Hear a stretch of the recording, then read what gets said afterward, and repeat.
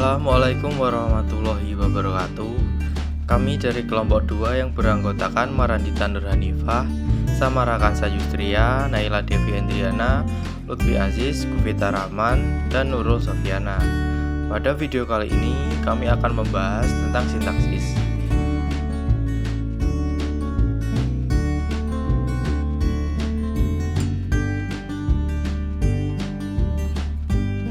Sintaksis merupakan salah satu cabang dari ilmu linguistik yang kajiannya mencakup seluk-beluk tata bahasa dalam satuan kalimat.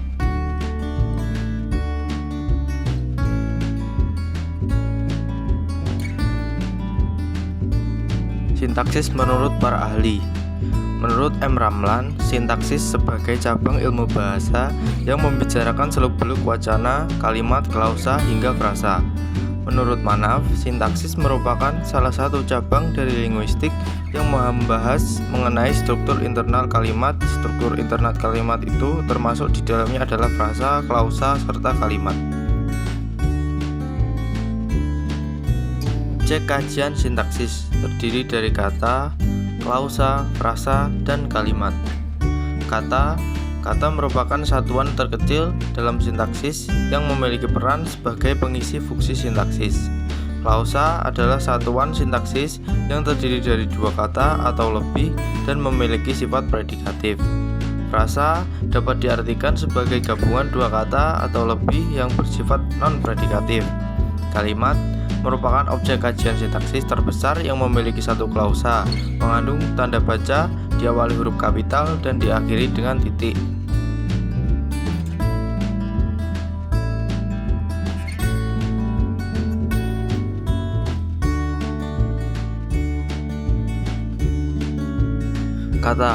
Kata merupakan satuan terkecil dalam sintaksis yang memiliki peran sebagai pengisi fungsi sintaksis. Contoh, kata benda, ayah, adik, ibu, kucing. Kata sifat, menarik, sombong, marah, bahagia.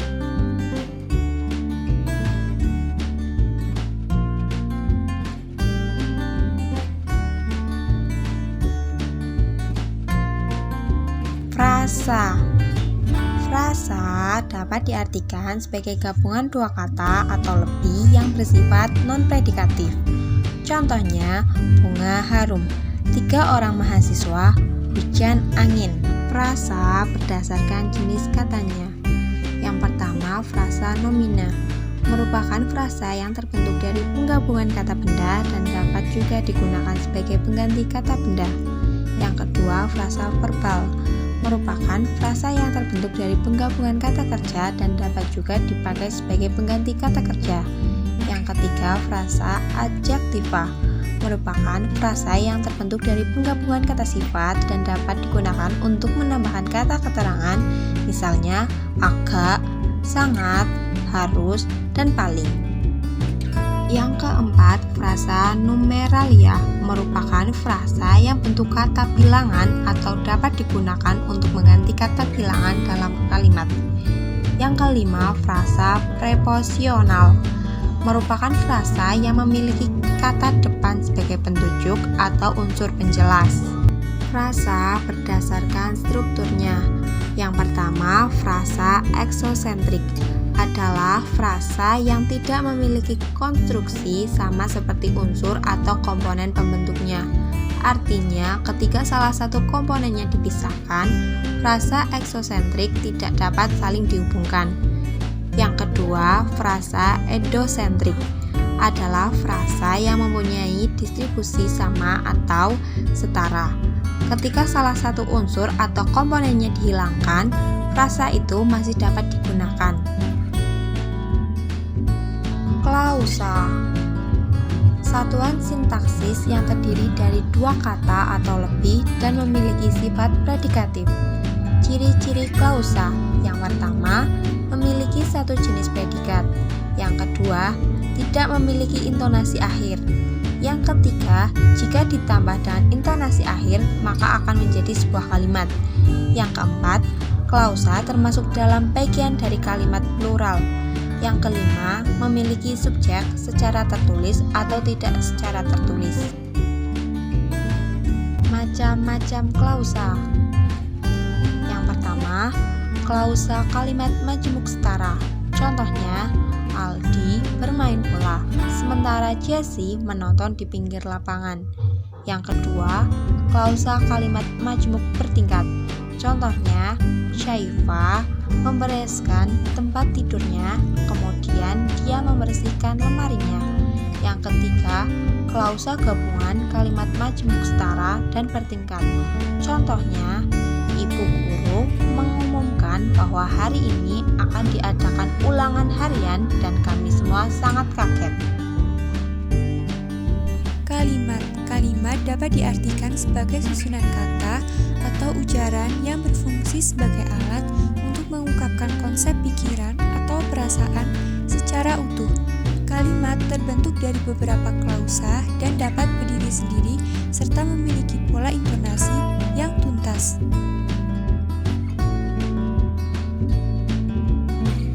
Ciri-ciri kalimat. Pertama, kalimat memiliki satuan ide dan makna yang utuh. Kedua, kalimat setidaknya terdiri atas subjek dan predikat. Ketiga, secara tertulis kalimat diawali dengan huruf besar dan diakhiri dengan tanda baca seperti titik, tanda tanya, dan tanda seru. Keempat, sebuah kalimat yang memiliki lebih dari satu klausa menggunakan kata hubung.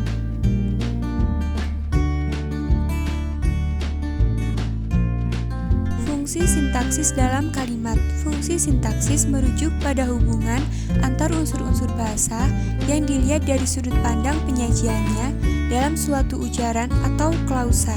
Secara umum adalah subjek, objek, predikat, pelengkap, dan keterangan.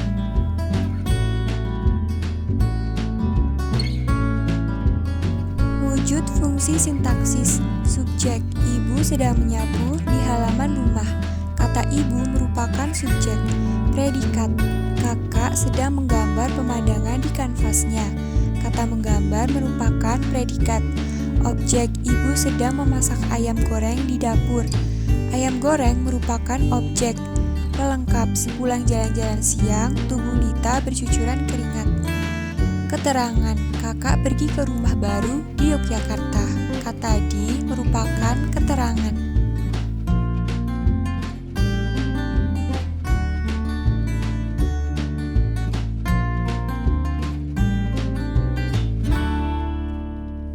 Jenis-jenis keterangan. Keterangan alat.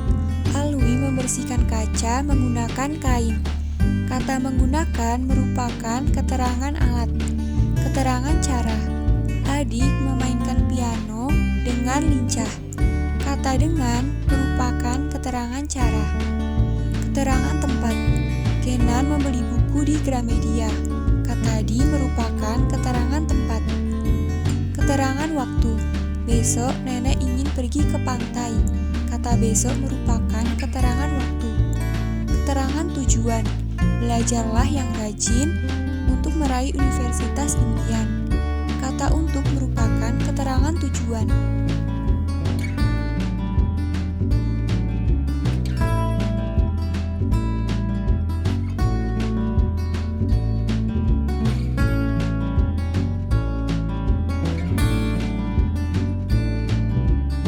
Kemudian ada keterangan sebab. Naura harus pergi ke Solo karena acara. Kata karena merupakan keterangan sebab. Keterangan akibat. Meli belajar sehingga pintar. Kata sehingga merupakan keterangan akibat. Keterangan perbandingan. Hari ini cuaca begitu panas dibandingkan cuaca kemarin. Kata dibandingkan merupakan keterangan perbandingan. Keterangan syarat. Hutan tidak akan gundul jika tidak sering ditebang. Kata jika merupakan keterangan syarat.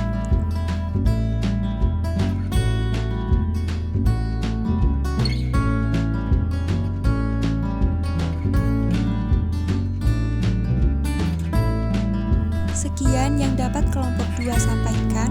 Semoga video penjelasan mengenai sintaksis dapat bermanfaat. Mohon maaf apabila banyak salah kata. Terima kasih.